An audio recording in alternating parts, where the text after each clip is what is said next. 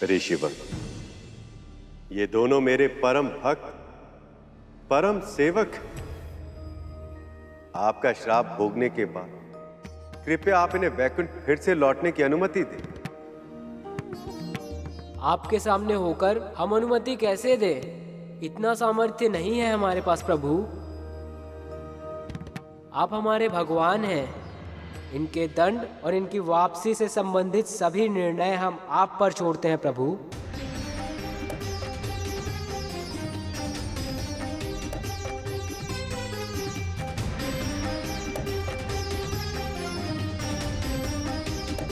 पृथ्वी पर अपना दंड भोगने के बाद तुम दोनों वैकुंठ अवश्य लौटोगे, किंतु उससे पहले या तो तुम्हें 7 जन्मों तक मेरा मित्र बनना होगा या 3 जन्मों तक शत्रु।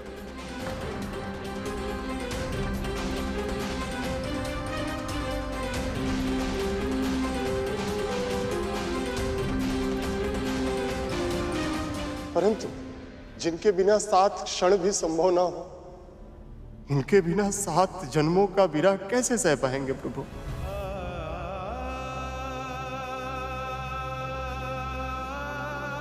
दिन रात जिनके गुणगान करते करते मेरी जीवा नहीं थकती, 3 जन्म हम उनसे शत्रुता कैसे निभा पाएंगे?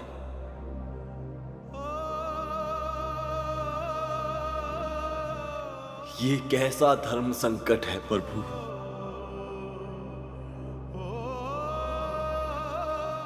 हम जो भी चुनेंगे प्रभु, वो हमारे लिए अत्यंत ही कष्टकारक होगा। क्या हमारा कष्ट देखकर आपको दुख नहीं होगा प्रभु? क्या हम आपके भक्त नहीं हैं?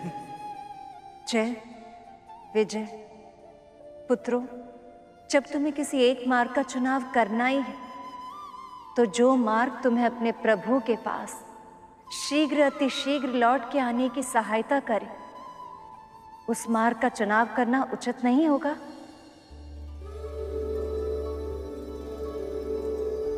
शत्रु के मन मस्तिष्क में भी सदैव अपने प्रतिद्वंदी का ही विचार रहता है। दिन रात सोते जागते वो सदैव सदैव अपने शत्रु का स्मरण करता रहता है। और फिर 3 जन्मों का समय 7 जन्मों से कम भी तो है।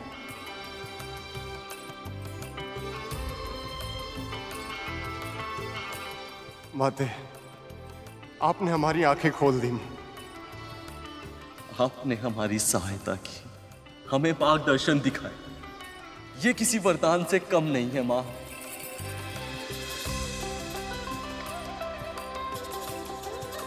प्रभु, हमें 3 जन्मों तक आपसे शत्रुता निभाना स्वीकार है प्रभु, स्वीकार है प्रभु।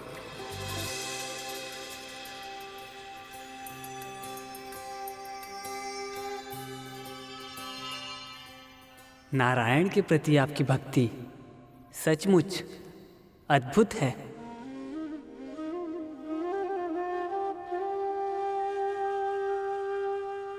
पृथ्वी पर आपका जन्म शीघ्र ही होगा और शीघ्र ही आपको मुक्ति भी मिलेगी, ताकि आप फिर से अपने वैकुंठ में प्रवेश कर सके।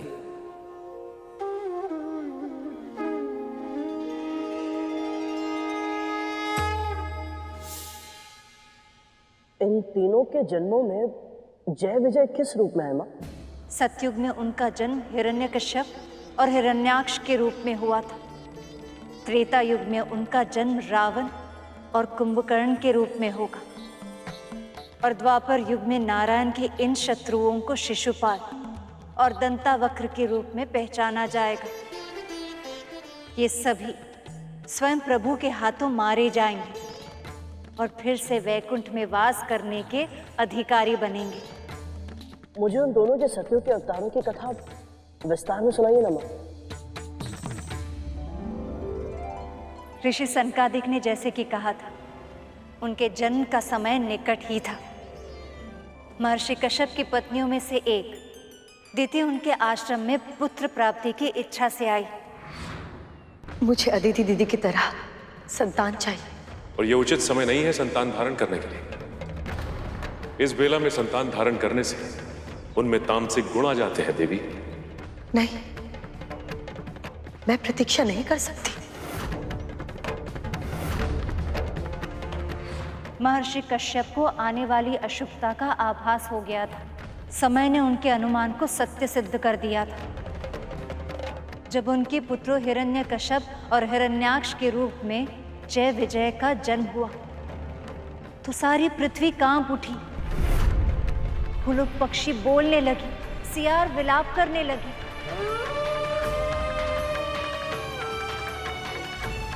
चंद्र को ग्रहण लग गया और समुद्र में चक्रवात उमड़ने लगी। समय के साथ महर्षि के दोनों पुत्र बड़े हुए और उनके आतंक से त्रिलोक त्राही त्राही करने लगा।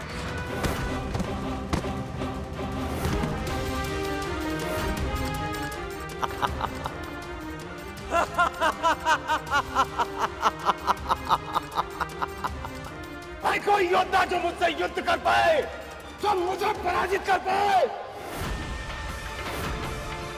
हेलो, कोई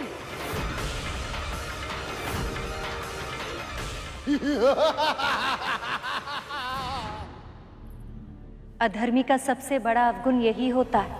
हर सुबह उठकर वो इसी विचार में मग्न होता है कि आज किसके साथ युद्ध किया जाए। हिरण्याक्ष के साथ भी ऐसा ही हुआ था। देवता भी उसके बल के सामने पराजय स्वीकार कर चुके थे। स्वयं को सर्वशक्तिमान समझने लगा था वो। जब एक दिन उसे कुछ साधु श्री नाम जपते हुए, तपस्या करते हुए मिले। ओम विष्णवे नमः स्वाहा, ओम विष्णवे नमः स्वाहा, ओम विष्णवे नमः स्वाहा।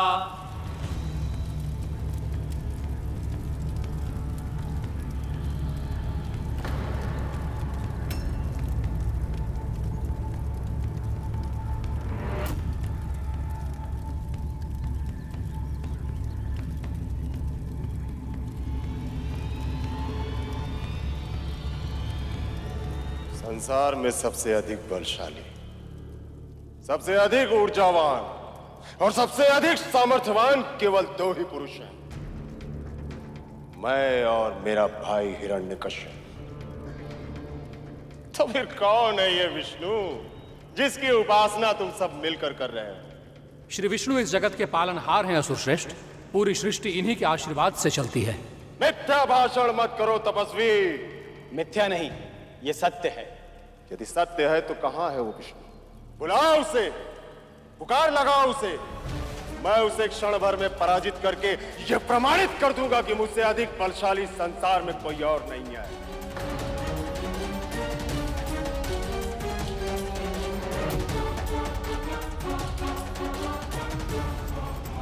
क्या हुआ? ऑन क्यों हो गए? यदि अपने प्राणों की रक्षा करना चाहते हो तो बताओ मुझे कि कहां मिलेगा वो और कैसे होगा उससे सामना। हम स्वयं उनके दर्शन के लिए व्याकुल हैं। तभी तो हम लोग यज्ञ कर रहे हैं ताकि इन आहुतियों से उन्हें प्रसन्न कर सकें। आहुतियों के आहार से? अर्थात देवताओं और विष्णु को आहार इन आहुतियों से ही मिलता है। ना होगी आहुति, ना मिलेगा आहार, और फिर ना ही प्राप्त होगी शक्ति। यदि मैं तुम्हारे यज्ञ करने पर रोक लगा दूं तो तुम्हारे विष्णु को विवश होकर हमारे समक्ष आना ही होगा।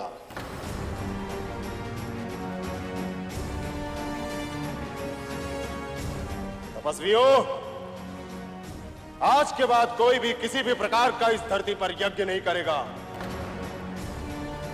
यदि तुम में से किसी ने मेरे आदेश का पालन नहीं किया तो मिलेगा उसे केवल मृत्युदंड।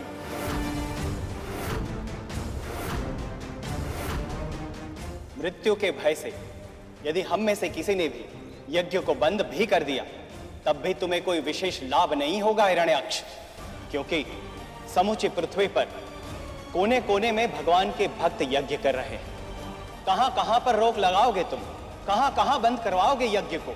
कोने कोने में, पृथ्वी के हर स्थान पर इस प्रथा को बंद कर दूंगा मैं। और तुम में से यदि किसी भक्त ने मेरे आदेश का पालन नहीं किया तो सारी पृथ्वी को जल में डुबो दूंगा मैं,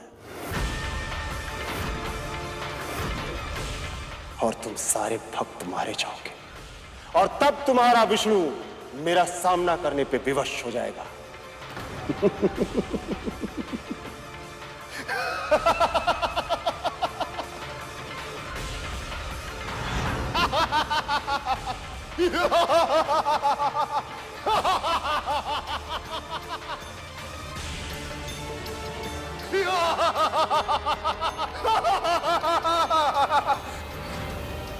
जय ने हिरण्याक्ष के रूप में प्रभु के साथ ऐसी शत्रुता ठान ली कि पूरी पृथ्वी संकट में घिर गई। जब एक बार किसी में असुरी वृत्ति प्रवेश कर जाती है तो पाप उसे जकड़ लेता है, और जब किसी का मन पाप कर्म से लिप्त हो जाए तो उसे सीमाएं लांघने में अधिक समय नहीं लगता। तो फिर मुझे ये बताइए मां कि प्रभु पापियों को पाप करने से कब रोकते हैं? भूल किसी से भी हो सकती है करो, इसलिए प्रभु हर पाप करने वाले को प्रायश्चित करने का समय और सुधरने का अवसर अवश्य देते। जय और विजय का पुण्य इतना अधिक था कि जब तक वो ये सभी पाप कर नहीं लेते तब तक ऐसी परिस्थिति बन ही नहीं पाती कि भगवान अवतार लेकर उनका उद्धार करे।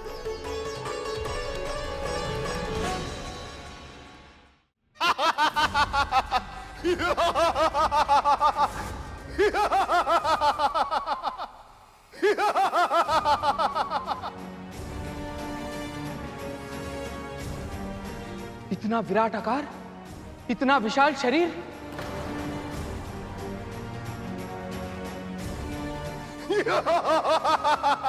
अब इस संसार की रक्षा कैसे होगी? कैसे होगी इस संसार की रक्षा?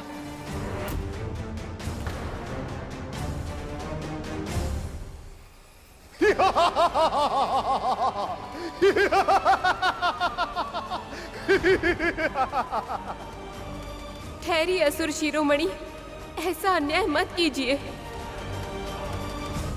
यदि आप धरती को इसके कक्ष से बाहर निकाल देंगे तो सभी प्राणी मर जाएंगे।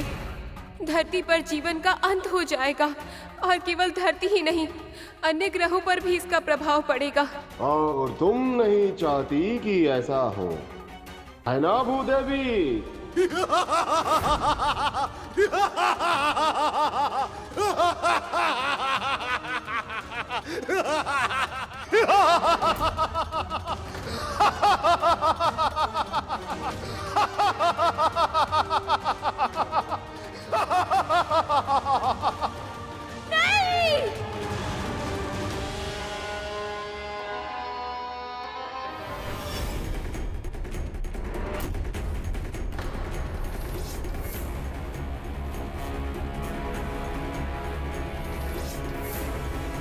दुष्ट हिरण्याक्ष ने पृथ्वी को अपने स्थान से हटाकर उसे क्षीर सागर की गहराइयों में छिपा दिया, ताकि जब प्रभु विष्णु पृथ्वी की रक्षा हेतु आए तो वो उनसे युद्ध कर सके।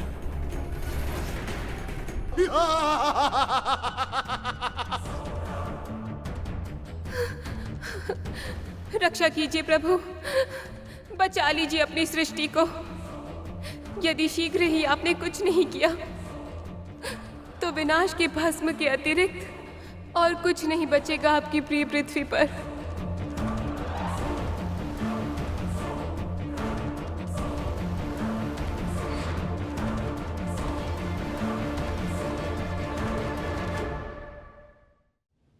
ऐसी करुण पुकार सुनकर तो मेरी भी आग भर आई मां।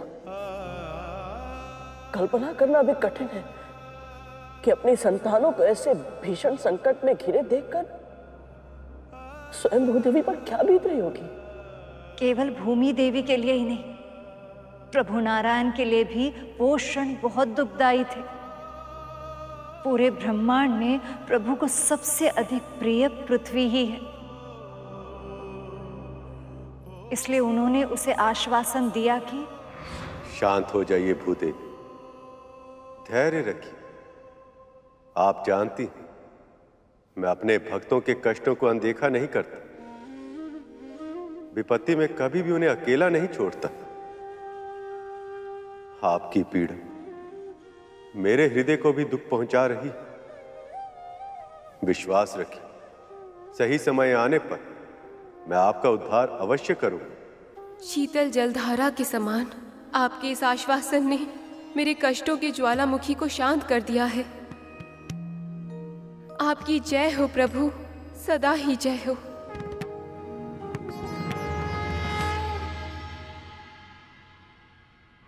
सही समय आने पर परंतु मां, हिरण्याक्ष ने पृथ्वी को उनकी कक्षा से, अंतरिक्ष की सहज दूरी से हटा दिया था, समुद्र में ले जाकर कीचड़ में डुबा दिया था। सभी पृथ्वीवासियों का, प्रभु के भक्तों का जीवन संकट में था मां, और ऐसे में प्रभु किस समय की प्रतीक्षा कर रहे थे? संसार में कोई भी घटना संयोग से नहीं घटती पुत्र। विधि का हर विधान पहले से ही निश्चित है। जिस समय प्रभु के सामने पृथ्वी पर संकट मंडरा रहा था, उसी समय ब्रह्मदेव के मन में सृष्टि का विचार आ रहा था। उस विचार से एक पुरुष और एक स्त्री का जन्म हो गया।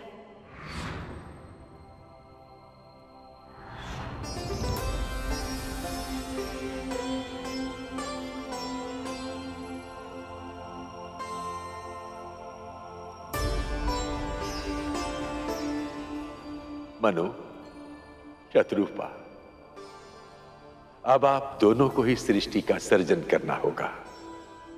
प्रणाम ब्रह्मदेव। आपकी आज्ञा शिरोधार्य है प्रभु, पर दसों दिशाओं में जल ही जल है, हम कहाँ जाए? सृजन और पालन पोषण के लिए भूमि की आवश्यकता है प्रभु, हमें पृथ्वी दीजिए। ये कार्य तो केवल नारायण ही कर सकते हैं, इसलिए आप दोनों को ही उनका आह्वान करना होगा।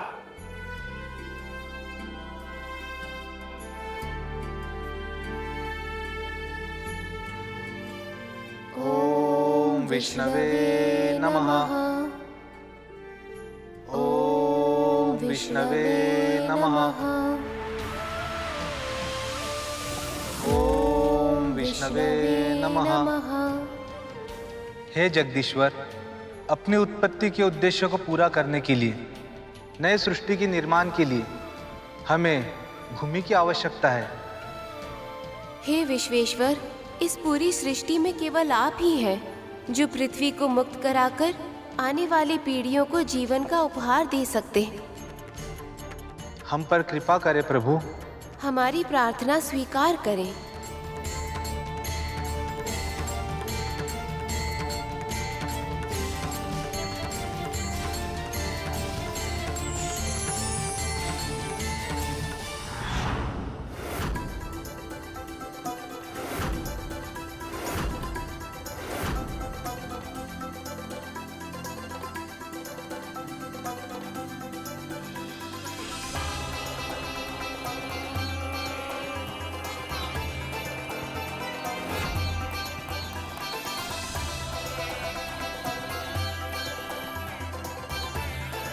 प्रभु नारायण ने अवतार लिया है। वराह अवतार।